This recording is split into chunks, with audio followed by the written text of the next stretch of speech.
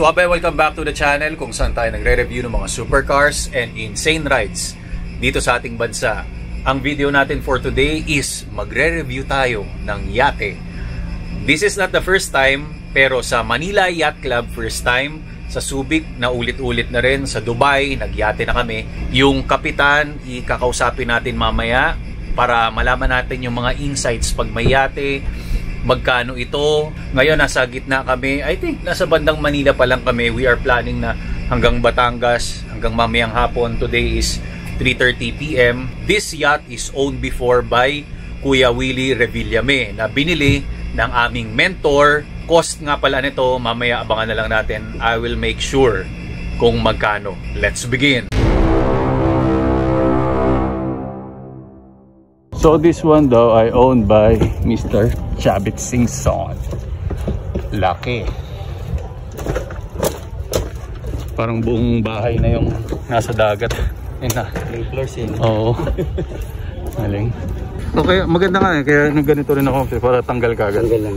Yeah. Eh kasi alam mo naman na eh, diba? Sa kapalan. Ayun, laki. That's it. Laki rin. 5 rooms.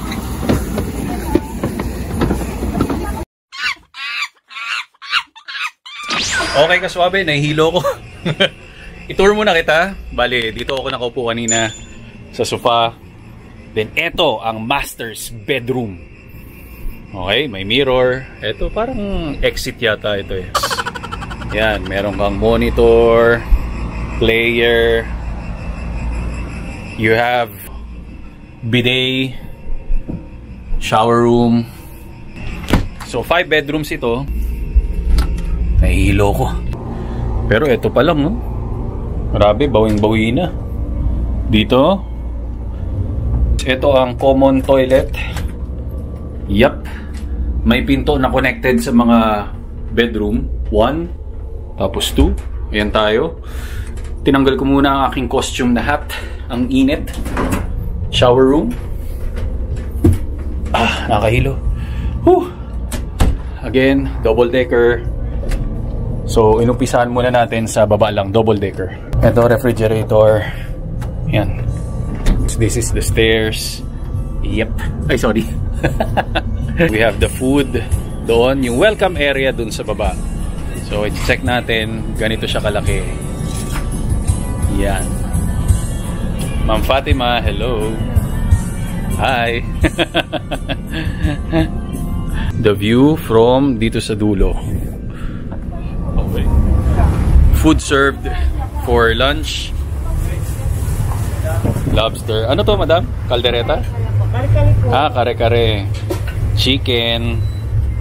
Macaroni.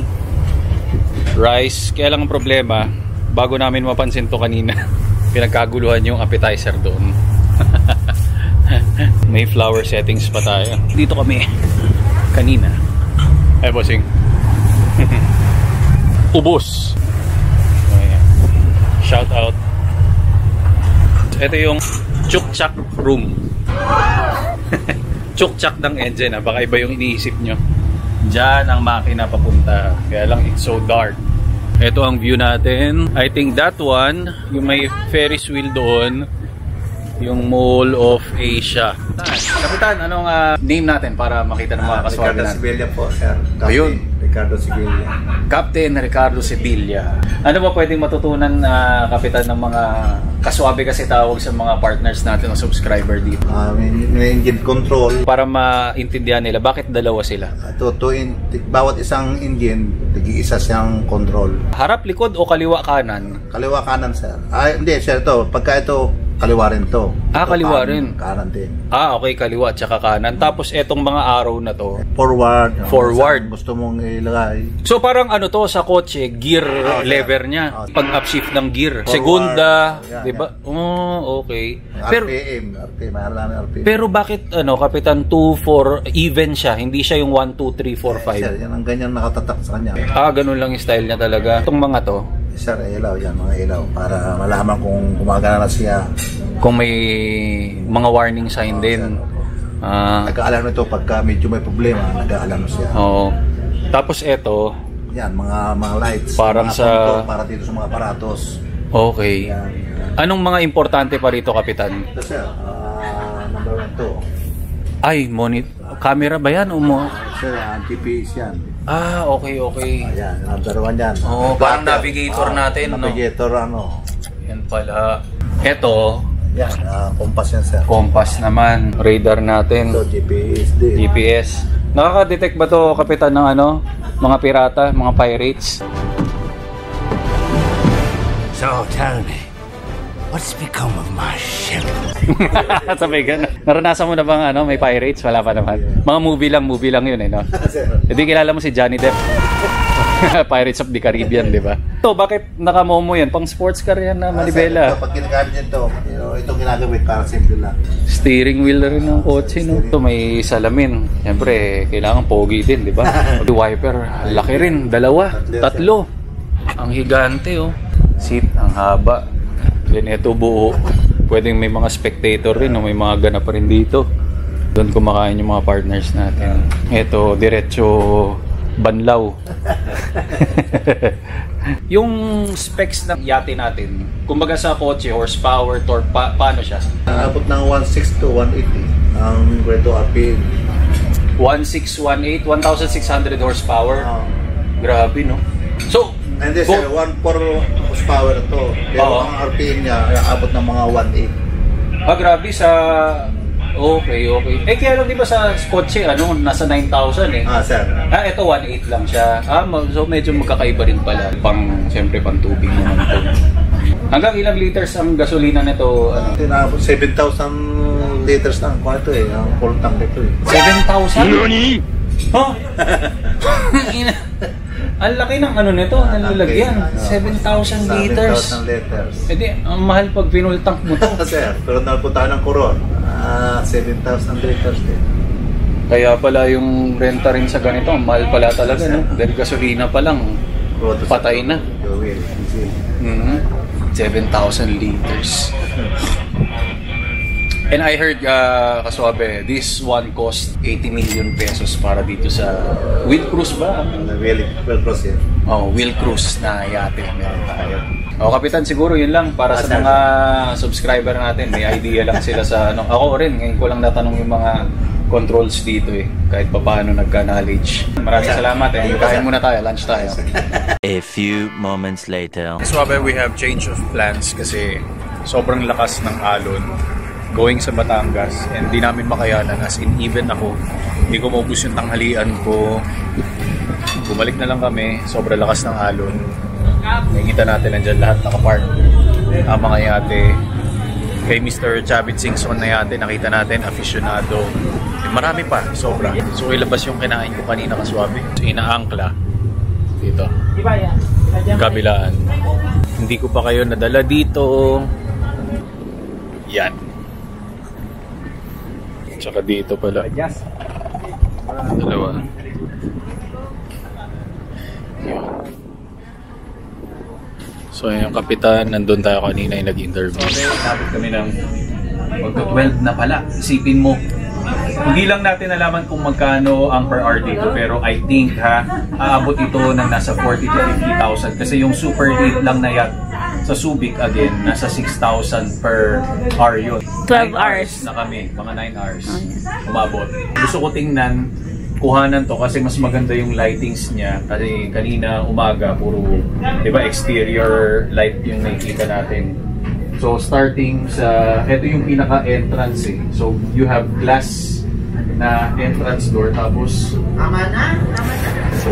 ang niya to open, sliding. Bawal ang any sleeper dito or any footwear kasi mahal yung rug natin, yung floor mat. Very fluffy siya. Pwede mong higaan. Bawal yung mga liquid tsaka mga chichirya. Iniingatan talaga. Dito, wrap around na sofa talaga. And mga suede yung material. Suede yung seats.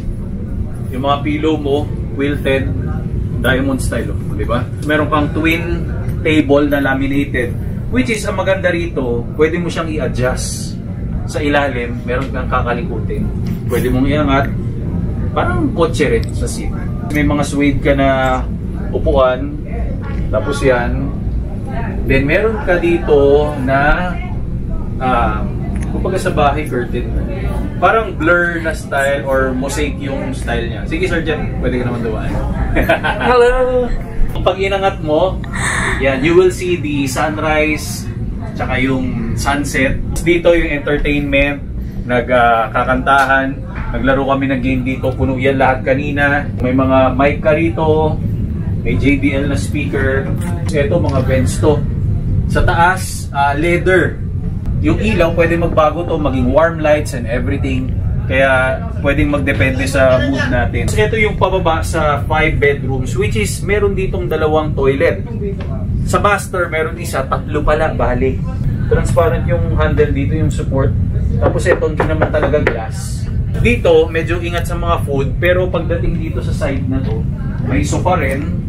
May adjustment yung table, mas maganda yung mga ganap, mga pagkain, inuman. Ito pala, pwedeng entrance and exit ito papunta doon sa pinakaharap ng ano natin, ng yacht. You have 3 pole na front windshield. Siyempre, pag may ganap, makikita mo kung nasaan, di ba? Nandun yung Sofitel, may mga warm lights dyan. Ito, kitchen naman. So may knife set, may refrigerator, dito yung mga, ayan o, yung mga pinag-inuman natin, ang dami-dami. Both sides sila, meron silang pinto, parang kanina nakita natin. Ayan. Sige baba tayo. May nadulas lang kanina rito kasi sobrang tarik niya. Bilisan na lang natin dito, Ma'am Jess. So meron kang mga double decker, ulitin lang natin, double decker. Then toilet dito. Yan, may toilet. Tapos ito, king size na bed, merong toilet. Ito naman yung master's bedroom. And dito nangyayari ang mga hunky pang. Biro lang. Ito lahat kumpleto. Maganda yung toilet, naligo ko kanina rito. Naka-white ako, nagpalit na ako. Actually, mas mahirap pa nga mag-review ng mga kotse rather than yung mga ganito. Very romantic yung style. Hindi ko alam kung anong tawag. Alam mo ba yung tawag dito? Hindi ko rin alam eh. 7,000 liters ito. Kung 90 pesos ang 1 litro, ang full tank nito 630,000 pesos. Would you imagine na ganun pala katindi mag-maintain ng isang yate? Kaya pinakahuli talaga to sa luho mo. Every 15 days, kailangan paganahin to. Plus, the rubber boat doon sa taas. Then this is made from Japan. Caterpillar na rin yung makina. Hindi ko masyadong alam yung terminology. That's the way it is. Per engine is 1,400 horsepower. I mean, magugulat ka kasi pag nag-maintain ka nito, daig mo pa yung maraming supercar. Although ang price nito nasa 80 million pesos. Kaya ang nagmamay-ari nito ngayon is from Kuya Willie Revillame, is Front Row International. Kaya nandito kami, babaran kami, wala kami pakialam sa oras. Kami na lang humintulot dito sa time. Hindi naman lahat ng tao nakakasakay rin dito. Even ako in my lifetime, parang 4 na beses pa lang. Pero this is the best yacht na pinuntahan ko. Sana panoorin mo rin yung tour namin sa mansion ni Kuya Willie sa Tagaytay. Doon naman puro supercars. Kung nagustuhan nyo to, comment lang kayo, subscribe, and hit that notification bell. Magkita tayo. Sana marami pa tayong ma-feature ng mga insane machine. Hindi lang naman basta mga cars, basta it's all about luxury. And this one is a luxury yacht by Kuya Willie Revillame. Wheel Cruiser ang tawag dito. Please get some merch. Maraming salamat. God bless. More power and more performance.